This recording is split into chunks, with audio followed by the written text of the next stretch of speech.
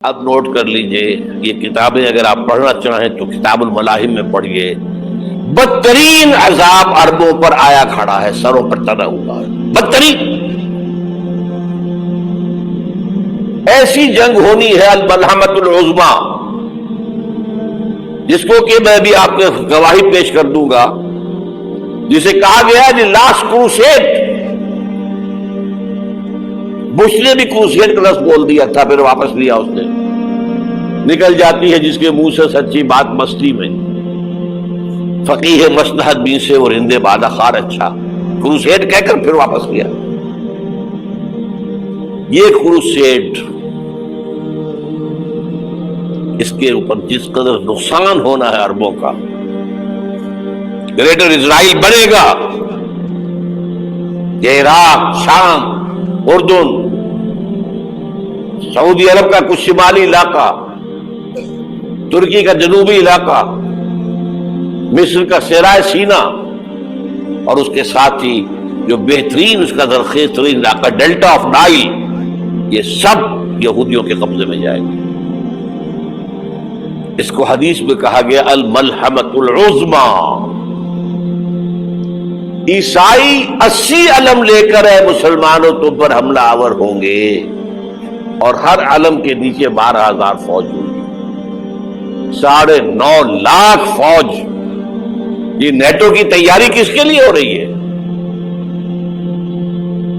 جب USSR کا خاتمہ ہوا تو پوچھا گیا تھا نیٹو چیف سے، اب کس لیے؟ تمہارا وہ دشمن تو ختم ہو گیا، اب ہمیں اسلامک فنڈامنٹلزم سے نمٹنا ہے۔ وہ جانتے ہیں خطرہ یہی ہے، اب اسلام ابھر سکتا ہے، مسلمانوں کے سینوں کے اندر وہ آگ ہے، اوپر خاکستر آ گیا ہے، تمہیں اٹھانا بیٹھ رہا، یہ اندر تو انگارہ ہے، اوپر سے راکھ ہے، اس سے دھوکہ نہ کھا جانا ان کے دلوں کے اندر۔ اور بش نے کہا تھا مسلمان چاہتے ہیں کہ ہسپانیہ سے لے کر انڈونیشیا تک نظام خلافت قائم کریں، اور میں حیران ہوا تھا کہ اس کمبخت کو ہسپانیہ کا خیال کیسے آ گیا؟ ہمیں تو کبھی آتا ہی نہیں، ہم تو بھول گئے، وہ تو 500 برس پرانی بات ہے، جبکہ وہاں سے ہمیں نکال دیا گیا تھا۔ اگرچہ اقبال نے کہا تھا ہے ارض فلسطین پہ یہودی کا اگر حق، ہسپانیہ پر حق نہیں کیوں اہل عرب کا؟ ہسپانیہ میں تو 800 سال حکومت کی مسلمانوں نے، اور ابھی 500 برس سے گزرے ہیں نا۔ یہودی تو ارض مقدس سے 2000 سال نکالے گئے، انہیں لا کے آباد کیا گیا، عربوں کے سینے میں خنجر پھونک دیا گیا۔ وہ چھوٹا سا ملک جو چاہتا کرتا، کوئی پوچھنے والا نہیں۔ امریکہ جیسے اپنے بیٹے کی حفاظت کرے ویسے کرتا اس کی۔ اور حضور نے فرمایا ہے وہ جنگ جب ہوگی تو ایک باپ کے اگر 100 بیٹے ہوں گے تو 99 ختم ہو جائیں گے، ایک بچے گا۔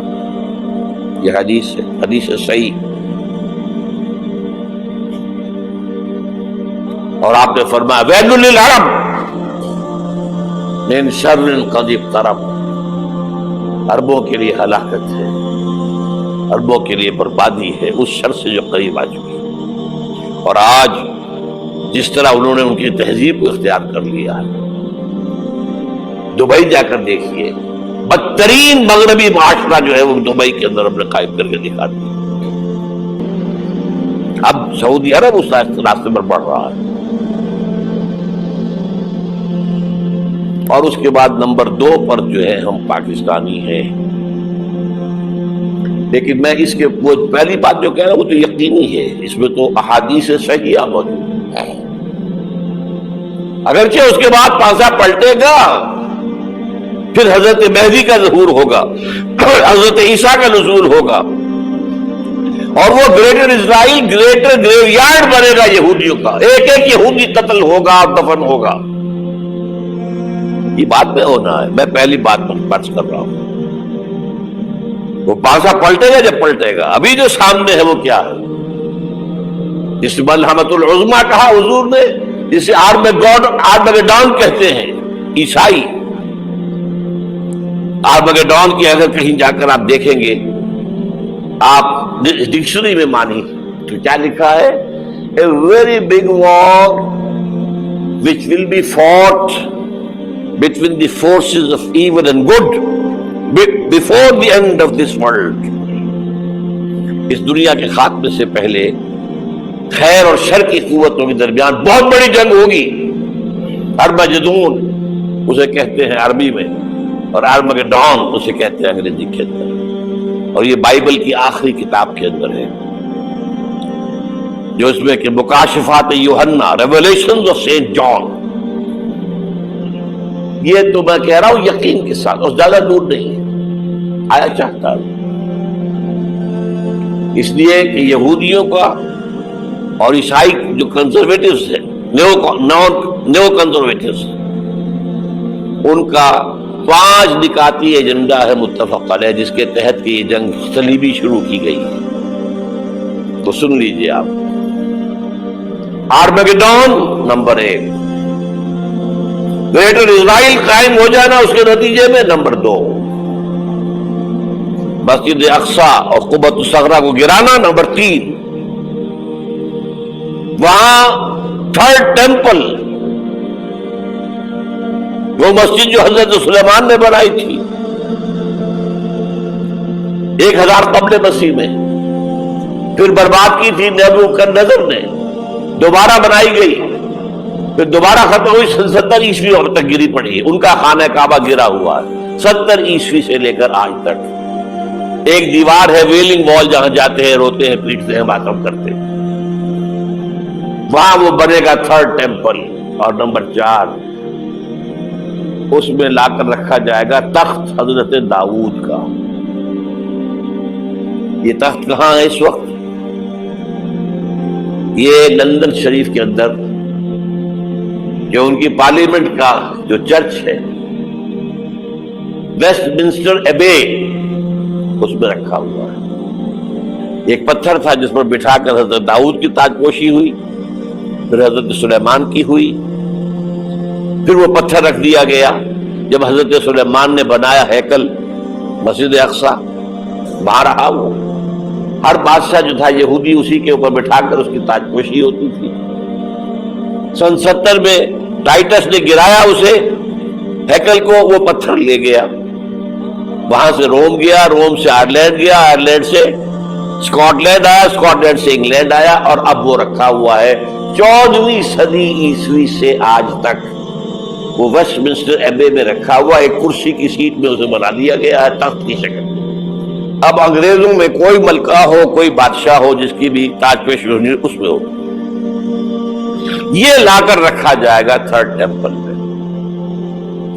और इस पर यहूदियों के ख्याल के मुताबिक उनका मसीहा आएगा जो मसीह दज्जाल होगा। ईसाइयों के ख्याल के मुताबिक हजरत ईसा आएंगे, वो हमारा भी ख्याल है हजरत ईसा आएंगे अलैहिस्सलाम। भारत, ये तो बात की बातें है ना, इस वक्त जो मैं अर्ज कर रहा हूं, अरबों पर बहुत बड़ा अज़ाब, और पाकिस्तान का मामला अलबत्ता ये है, मैं यकीन से नहीं कह सकता, हैंगिंग इन द बैलेंस। हो सकता है अल्लाह ताला हम पर रहम फरमाए, हो सकता है, अगरचे उसकी कुछ शराइत होंगी।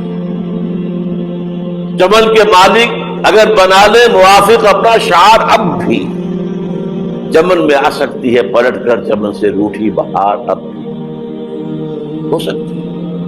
और ये भी हो सकता है कि अल्लाह ताला ने मौजूदाना तौर पर हमें मुल्क दिया, हमने अल्लाह से बदअहदी की, वादा खिलाफी की, गद्दारी की, लिहाजा सौदा दी जाए और हमसे ये मुल्क छीन लिया जाए। It's just possible. दूर न समझे, इसे अनहोनी बात न समझे। जो घेराव हो रहा है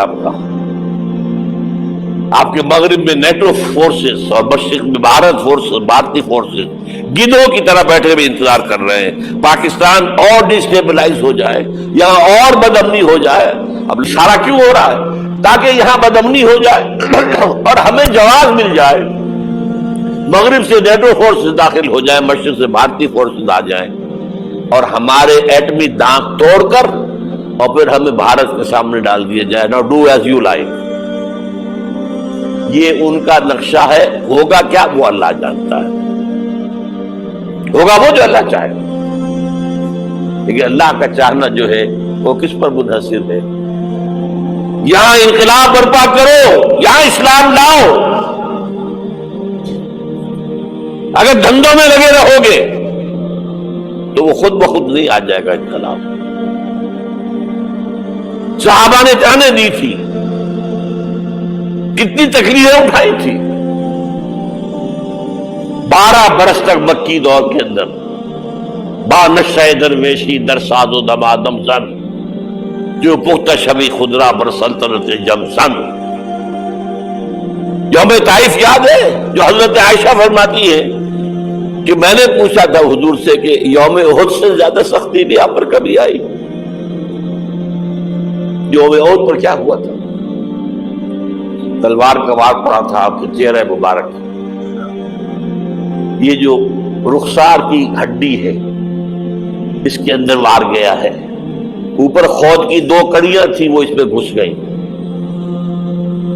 2 دندان مبارک شہید ہوئے۔ وہ خود کی کڑیاں ایک صحابی نے اپنے دانتوں سے پکڑ کے کھینچنے کی کوشش کی، دانت نکل گئے، وہ نہیں نکلی، کیا جتن کر کے نکالی گئی ہوگی تو خون کا فوارہ، اتنا خون گیا ہے کہ آپ بے ہوش ہو گئے، گر گئے، اور مشہور یہ ہو گیا کہ آپ کا انتقال ہو گیا، شہادت ہو گئی۔ یہ سیرت کبھی پڑھی ہے؟ حضرت عائشہ کے ہوش کا تو یہی دور تھا نا، یوم طائف میں جو آپ کی کیا تھی، بچی تھی، انہیں کیا پتا کیا ہو رہا ہے اس لوگ کے ساتھ۔ 3 دن تک حضور مکے کی گلیاں اور وہاں کے اوباش لوگ پتھراؤ کر گئے تھے اس امید میں کہ شاید وہاں کا کوئی سردار ایمان لے آئے، تو یہاں تو ابو طالب بھی فوت ہو گئے، یہی دنیاوی سہارا تھا، خاندانی سہارا تھا ابو طالب کے ذریعے، اور گھر میں ایک دلجوئی کرنے والی رفیقہ حیات تھی، وہ بھی، ان کا بھی انتقال ہو گیا۔ آپ نے کہا یہ عام الحزن ہے، اب تو سب کو طے ہو گیا، قریش ہو گیا، اب جیسے قتل کر دو، اسی لیے آپ گئے طائف، شاید وہاں کا کوئی بڑا سردار مانے، ایمان لے آئے مجھ پر، تو میں اپنا مرکز ادھر شفٹ کر دوں۔